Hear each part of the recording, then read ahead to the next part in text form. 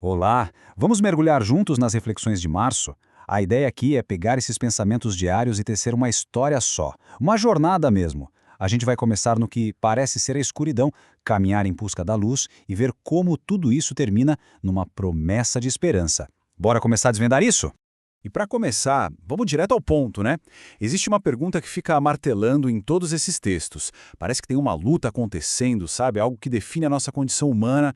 Então, afinal de contas, qual é o grande problema que o mundo enfrenta, segundo essas reflexões?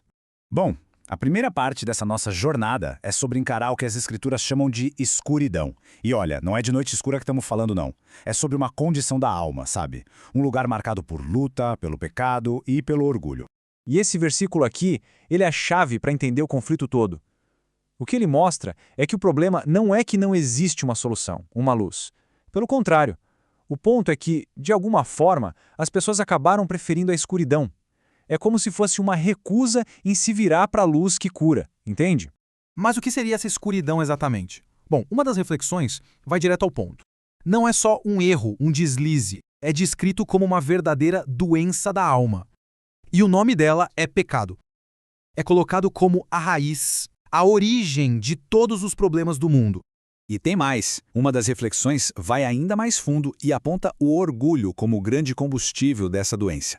Orgulho, sabe? Ele está ligado ao fracasso, à queda. E do outro lado, em contraste total, vem a humildade, que é apresentada não como fraqueza, de jeito nenhum, mas como o caminho para ser exaltado, a atitude que definiu o próprio Cristo.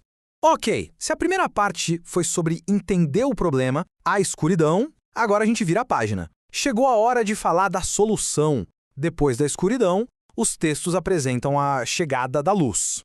E a resposta vem assim. Olha que forte, clara e direta. A luz não é uma ideia, um conceito abstrato. Ela tem nome, é o próprio Deus. Essa aqui é a grande virada da nossa história. A escuridão, então, tem uma solução definitiva. E essa luz se manifestou de um jeito bem concreto, sabe? A chegada de Jesus é descrita como esse momento de virada, o ponto em que a luz brilhou para valer para quem vivia nas trevas.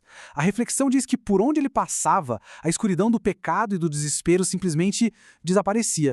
E o ponto principal aqui é que essa chegada da luz não é uma coisa aleatória. Existe uma ordem. Uma das reflexões faz uma comparação bem interessante. Pensa assim, do mesmo jeito que o nosso mundo material tem leis, equações, a física, o reino espiritual também teria suas próprias regras. Ou seja, não é um universo de acasos, e sim um de propósito, de ordem. Certo. Então a gente já viu o problema e já viu a solução. Mas aí fica a pergunta, como é que a gente se conecta com essa solução? Bom, essa terceira parte da nossa conversa é sobre isso. É sobre o como. Os passos práticos para seguir nesse caminho. 460. Assim, solto, é só um número, né? Mas, no contexto dessa nossa jornada, ele tem um peso enorme. O que será que ele representa?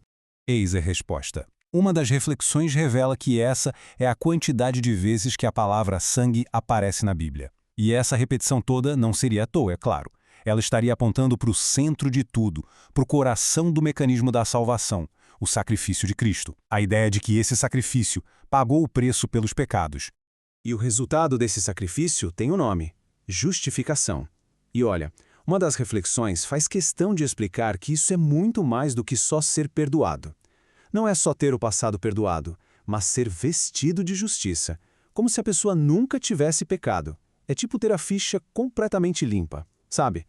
E para explicar o nosso papel nisso tudo, tem uma metáfora sensacional. Uma das reflexões compara a comunicação com Deus a sintonizar um rádio. Pensa aí, Deus estaria sempre no ar, transmitindo. O problema é o ruído, a estática toda ao redor. Então seria preciso um esforço consciente nosso para achar a frequência certa, sintonizar para conseguir ouvir a voz dele. Tá, e como a gente faz isso na prática? Como a gente sintoniza? As reflexões de março dão um guia bem claro. Se conservar puro, obedecer aos mandamentos e, o mais importante de tudo, ter fé em Deus. Essa seria a base de todo o caminho. E tudo isso nos leva para o grande finale da nossa jornada. A gente viu o problema, a solução, o caminho e agora a gente chega na promessa. Qual é o resultado final de trilhar essa jornada de fé? Essa frase aqui, nossa, ela talvez seja o resumo mais perfeito de toda essa transformação. Sabe, é a mudança de um estado de cegueira espiritual para um de clareza, de visão. Não é só melhorar um pouquinho, é uma virada de chave completa, uma mudança total de perspectiva. E com essa nova visão vem também um novo jeito de enxergar a felicidade. Uma das reflexões basicamente redefine o que é sucesso, o que é alegria. Diz que o segredo não é só fazer o que a gente gosta, mas aprender a gostar do que precisa ser feito. E o que seria isso? Buscar primeiro o reino de Deus. É alinhar os nossos desejos com um propósito muito maior. E, finalmente, a promessa é selada, consolidada. O destino final, segundo esses textos, não é a ira, a condenação, é a salvação. É um presente que foi oferecido, que foi tornado possível pelo sacrifício de Cristo, que, como o próprio texto diz, morreu por nós. Tudo com o propósito claro de nos salvar. E assim, a nossa jornada pelas reflexões de março chega ao fim. A gente começou na escuridão do pecado, do orgulho, encontrou a luz em Deus e em Cristo, aprendeu sobre o caminho da humildade e da fé e terminou com essa promessa incrível de salvação. A análise dos textos para por aqui, mas a reflexão continua com esta pergunta, né? Como é que a luz pode transformar a vida de alguém hoje?